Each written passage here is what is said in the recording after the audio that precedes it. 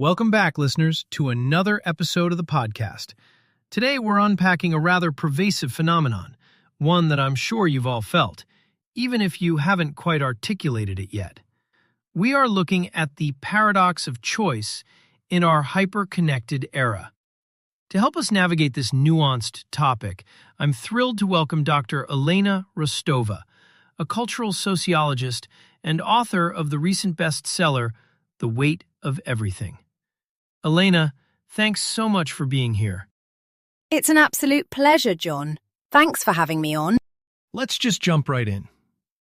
Your book posits that we are currently living in an era of unprecedented autonomy, yet we are collectively more anxious than ever. Can you unpack that correlation for us? Absolutely. It sounds incredibly counterintuitive, doesn't it?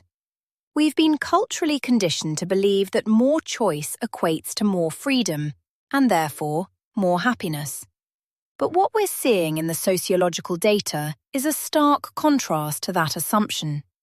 When you're standing in the metaphorical cereal aisle of life, whether that's choosing a career path, a partner on a dating app, or even just a movie on a streaming service, the sheer volume of options creates an immense cognitive load. Right, the cognitive load. I've definitely felt that decision fatigue just trying to pick a restaurant on a Friday night. Exactly. And while picking a restaurant is a trivial example, extrapolate that to life's major milestones.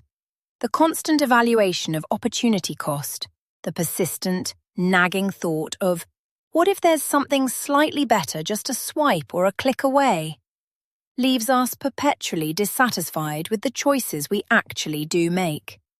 We're terrified of settling, so we end up in a state of paralysis. So it's not the choices themselves that are inherently the problem, but our psychological bandwidth to process them? Precisely. Our brains simply haven't evolved to optimally process this infinite influx of data and potential pathways.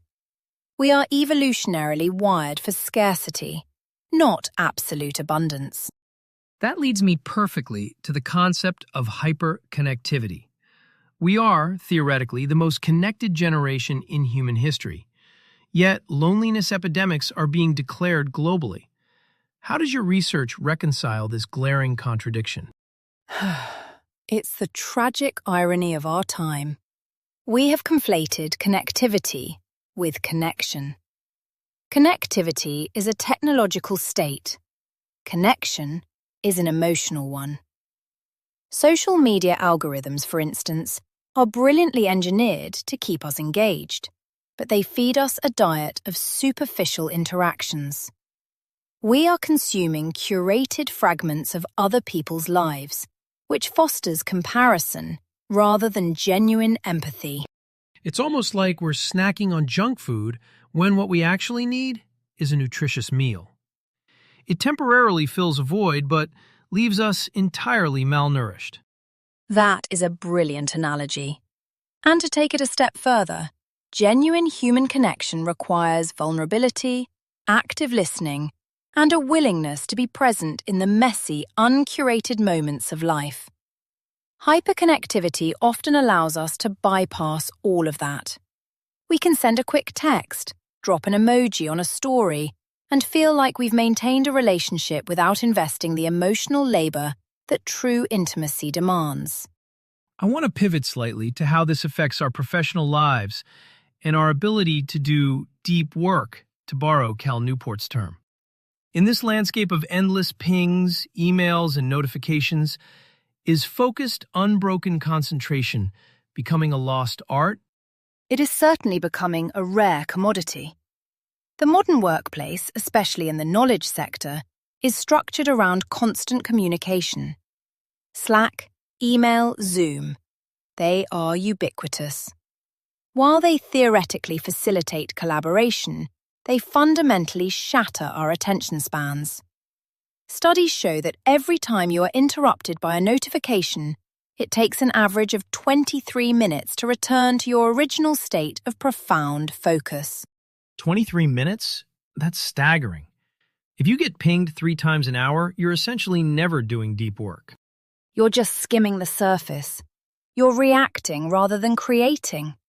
This chronic context switching not only diminishes the quality of our output, but also drastically increases burnout. We leave work feeling utterly exhausted, but, paradoxically, feeling like we haven't accomplished anything meaningful. I feel personally attacked right now, Elena. But seriously, it resonates deeply. What's the antidote then? Are we supposed to throw our smartphones into the ocean and move to a cabin in the woods? Because as appealing as that sounds on a rainy Tuesday afternoon, it's not particularly pragmatic. As tempting as the Luddite approach is, no, that's not the solution. We can't put the technological genie back in the bottle. The overarching goal is to cultivate intentionality.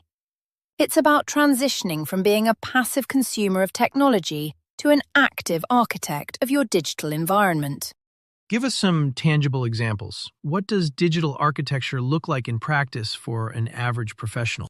It starts with setting rigid boundaries. For instance, establishing tech-free zones or times in your house. The bedroom should be a sanctuary for sleep and intimacy, not for doom scrolling through Twitter. Professionally, it means advocating for asynchronous communication where possible, and actually utilizing the "do not disturb" function without feeling a crushing sense of guilt. The guilt is a massive hurdle, though. There's this pervasive expectation of immediate availability. If I don't reply to an email within the hour, I worry people assume I'm slacking off. And that is a cultural shift that needs to happen at the organizational level. Leaders need to model healthy detachment.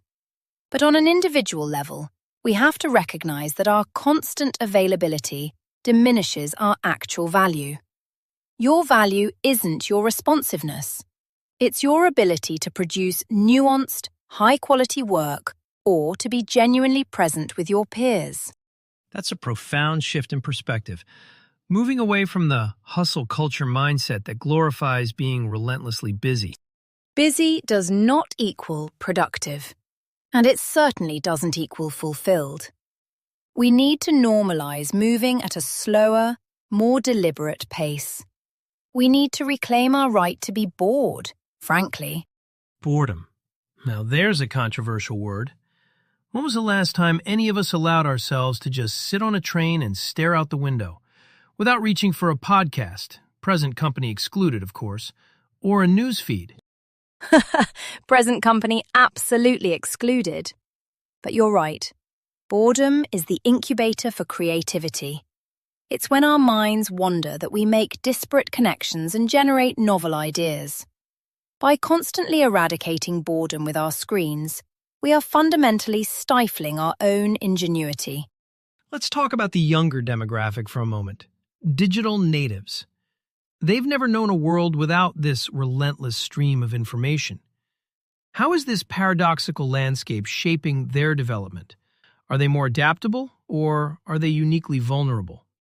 It's a double-edged sword. On one hand, their capacity for processing rapid-fire information is astounding. They are inherently globally minded because their peer group spans the internet. However, their profound vulnerability lies in identity formation. When you are constructing your sense of self in a public, hyper-scrutinized online arena, the stakes feel incredibly high. Because the feedback loop is instantaneous and often ruthless. Precisely. The metrics of success become likes, followers, and engagement rates, rather than internal validation or character development. We are seeing soaring rates of anxiety and depression in adolescence, and while it's a multifaceted issue, the correlation with the advent of ubiquitous smartphone usage is undeniable. They are constantly performing, and that takes a profound psychological toll. It's terrifying, frankly. And it's not just the youth who are susceptible to this, though they might bear the brunt of it. I want to shift gears slightly and talk about the underlying mechanics of all this, the algorithms. In your book, you dedicate a whole chapter to what you call algorithmic determinism. Can you walk us through that concept? Willingly. So, algorithmic determinism is the idea that our choices our beliefs, and ultimately our behaviors are being subtly, and sometimes not so subtly, steered by the algorithms that curate our digital feeds. We like to think we are autonomous agents browsing the web, but in reality our digital environment is meticulously tailored to trigger our deepest psychological vulnerabilities. To maximize engagement, right? Because outrage, fear, and controversy keep us scrolling much longer than contentment does. Exactly. The algorithms are completely agnostic to the truth or to our mental well-being. They only optimize for time on site. This inadvertently creates echo chambers. We are constantly served information that reinforces our pre-existing beliefs, which amplifies confirmation bias to a catastrophic degree. We become increasingly siloed in our own ideological bubbles, Which explains the unprecedented levels of polarization we're seeing across the globe right now. It feels like we don't even share a baseline reality anymore. If you and I are searching for the same geopolitical event online, the results we get might be entirely disparate based on our past click histories. It's a pretty bleak picture you're painting, Elena. Are we hurtling towards a dystopian future? Or are you seeing signs of a cultural backlash? Is the pendulum starting to swing the other way? Let's talk about recovery then. For someone listening right now who feels completely overwhelmed, whose attention span has been whittled down to a mere fraction of what it used to be, is the damage irreversible? Can we ever get our focus back? Absolutely. This is where the science of neuroplasticity offers immense hope. The human brain is remarkably malleable. Just as we've inadvertently trained our brains to crave instant gratification and constant stimulation, we can retrain them to sustain focus and embrace quietude.